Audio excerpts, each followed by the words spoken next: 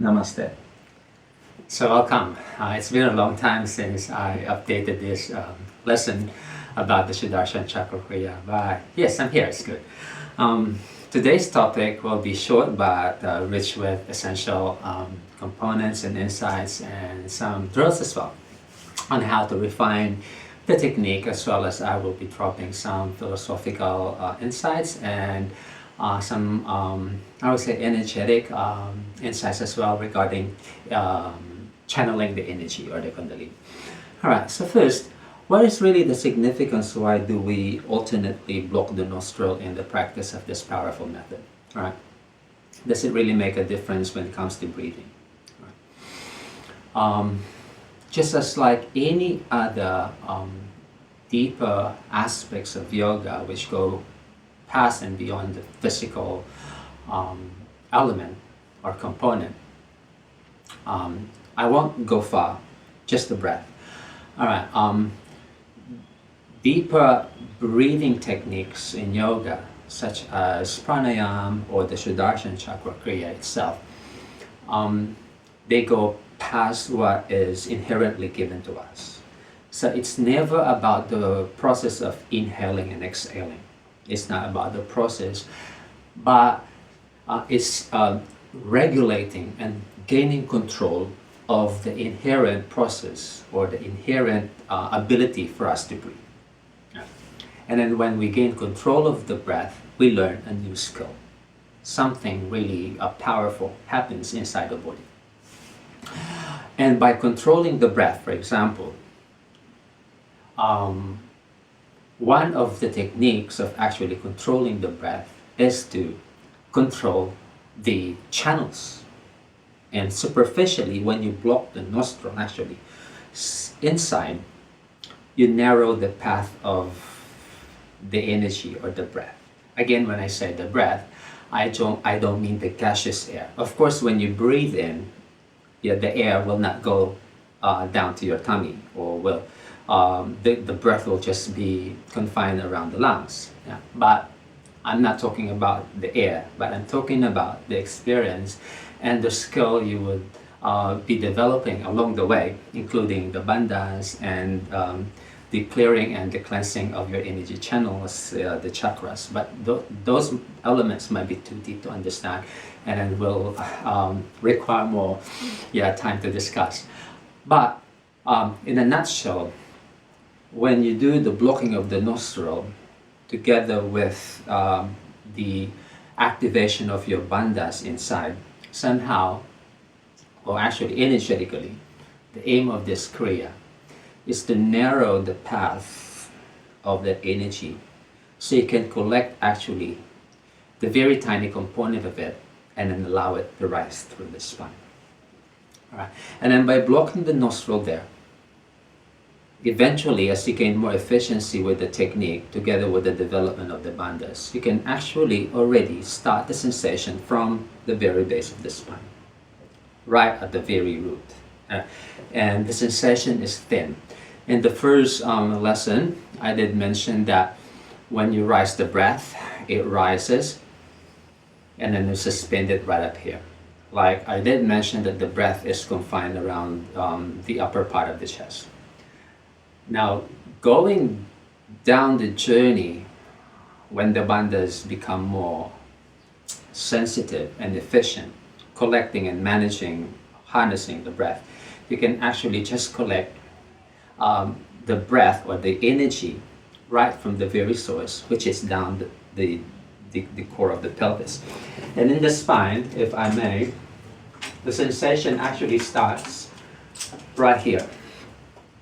Yeah, it feels like it starts from close to the lower back, close to the tail, to the anal region.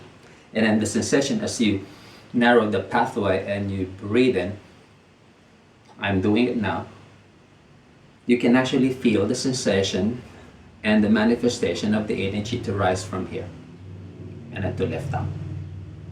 Alright, but that will not happen, of course, if your bandhas are not efficient doing the work of harnessing the energy, because the bandhas, actually the energy loss, will somehow make the pathway of the energy narrow. So when you suck it up with the sucking action and the narrowing of the pathway, you just collect the very thin component of the energy and allow it to rise. All right.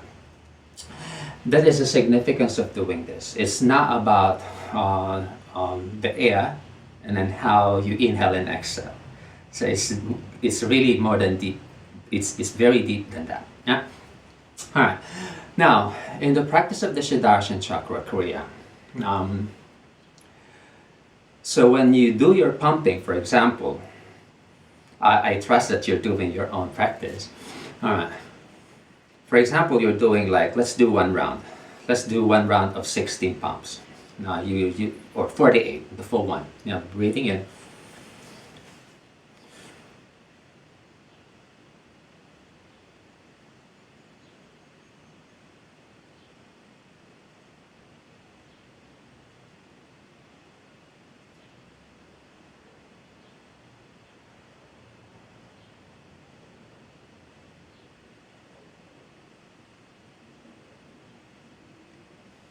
All right. So if you notice, after the last pump, I do and I perform a light clip up, coming from the root of the mouth or the throat lock.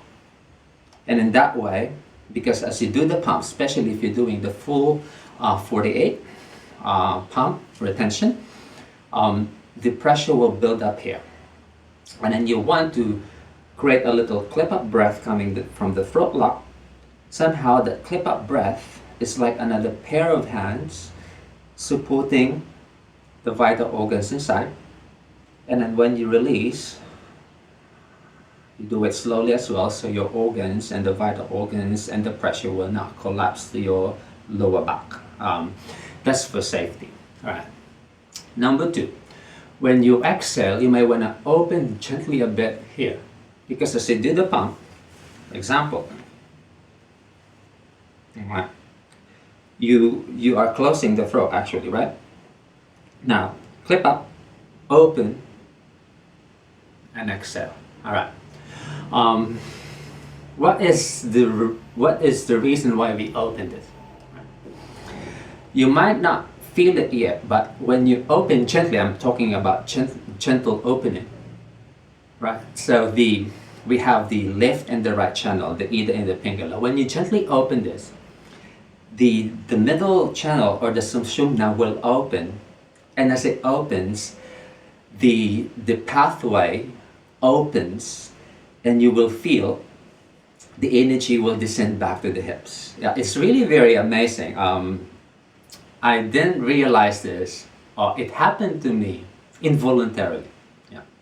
Maybe during that time I was so exhausted already clipping the throat, and then when I opened it, because it felt natural to open it on the exhalation, suddenly I just felt something right at the middle open.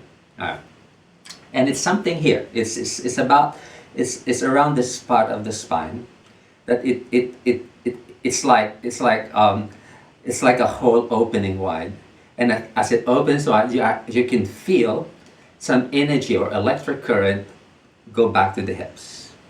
Yeah, because you are using that again to draw up for the next round.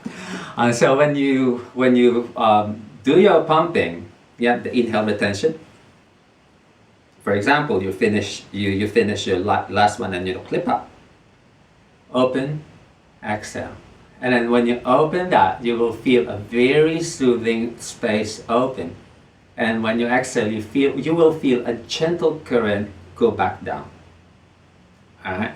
And then you're using that sensation. It's actually the energy already descending down, and then you're drawing that energy up again. Of course, using all the various bandhas to collect and then harness it towards the center line, and you rise it up. And that skill, the moment you feel that, you can direct the energy right only through that center channel. Because when you breathe in, at first you will feel the energy go a little bit widespread. So when you inhale, for example, through your right, you can actually sometimes you will feel here, sometimes you will feel it crisscross, or predominantly or most of the time you just feel it rise. Right? But the moment you feel that sensation open, the middle channel open, we call them the Sushumna, you can actually just isolate the energy to rise through that space. Yeah. So when you become efficient with the technique together with the bandhas engaging and your awareness, your increased awareness, and together with, of course, you have to position the spine in a way that is open. Since you know that there's a hole there, right at the very center, you're using that hole to actually direct the energy to the middle channel. And that's when the philosophy of, like, because when there are many texts about this, and all you know about the text is that breathe in through your left channel and allow the breath to rise to the Sushumna. And then it's a Sushumna. Where is it really? The Sushumna, is there really a Sushumna, or is there really a middle channel? Yes, there is. You will feel at the moment the body is open, and you will feel it. It will just manifest itself the moment the body is ready. And then what I felt it when involuntarily I just felt the need of gently opening the throat forward as I exhale, and then the space opens up inside. All right. So the reason why I'm sharing this to you is because along the way you will develop additional skills involuntarily. It's part of the process. But for me, that was one of the breakthroughs that I've achieved learning this Kriya involuntarily. I didn't actually search for it. I didn't desire for it. It just happened. All right. Some other things or some other manifestations that you might feel. Hearing sounds. You might start to hear popping sound in the tummy, like bubbles popping. You may hear music, like high-pitched sound, like choral singing in the background. You might feel some gritty sensations around the lower back. Of course, this happens together with the other elements that go along with the process, like your asanas, hip openers, and back bends. You might be feeling a little bit of some need to always stretch this part of your spine. So like you always want to do that, like you want to allow the joints to release. But those discomforts are not really pain. So they're more of blocked energy clogging the joints of the shoulders, of the spine, and the lower back. And they easily go the moment you do your stretches. So those are really manageable discomfort, but temporary discomfort. And the best way to manage this discomfort is to actually perform some movements and carry on with your asana practice. Even how simple they are, as long as you move the body, stretch the body, some gentle forms of back bends, even supported back bends, some twist there, and then maybe flow, and just to allow the body to release the stagnation, because as the energy becomes more abundant, somehow they will find their way to those joints, and then when you don't move them, they become like blockages, and they manifest as heavy sensations around the joints. Yes, especially sounds.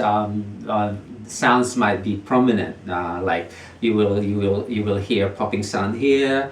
You will feel like bubbles popping, especially as you suck it up. You might feel bubbles creeping up through your chest. Yes. Don't worry if you start to feel those manifestations, because they're part of the process. All right. So hope you learned something. Yes. Just keep practicing. Ask questions if you need. I'm here to help always. Yes. Enjoy the rest of your day. Namaste.